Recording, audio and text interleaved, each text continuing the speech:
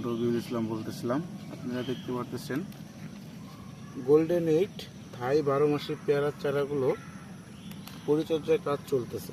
এই গাছগুলোর বয়স 4 মাস থেকে 4.5 মাস। গাছগুলো ছোট থেকেই ঝোপালো করার জন্য দেখা যায় ছোট থেকেই আপনার 3 পাতা হওয়ার পরে পরেই আমরা গাছগুলোর আগা ভাঙিয়ে দিই, যাতে গাছগুলো ঝোপালো হয়। এবং এই ছোট ছোট গাছগুলো থেকে এই যে আমরা তো আগাটা ভাঙিয়ে দিতেছি, এরপর দেখেন এই ছোটো ছোটো গাছে প্রচুর পরিমাণে ফুল আসছে। এই ফুলগুলো আমরা রাখবো না, এই ফুলগুলো রাখায় দেখা যায় গাছটা নিতে পারবে না। এই গাছটা যদি এই ফুলগুলো আমরা রেখে দিই, গাছের ডালগুলো ভাঙিয়ে যাবে, গাছের গ্রোথ কমে যাবে, গাছ বড় হবে না।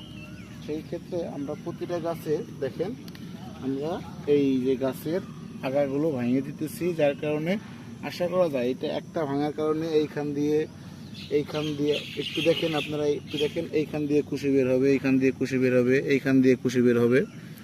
এরকম গাছটা অনেক ঝোপালো হয়ে যাবে ইনশাল্লাহ, খুব ঝোপালো হয়ে যাবে, যার কারণে আরও বেশি ফলন পাবো, অধিক ফলন পাবো। দেখেন গাছটা শুরুর থেকে আমরা ভাঙিয়ে দেওয়ার কারণে গাছটা কত সুন্দর ঝোপালো হয়ে উঠতেছে।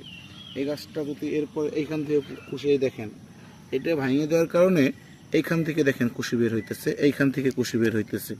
এরকম প্রতিটা গাছে এরকম কুশি বের হবে, এরকম ঝোপালো হবে, যাতে আপনাদের ফলনও অধিক ফলন হবে।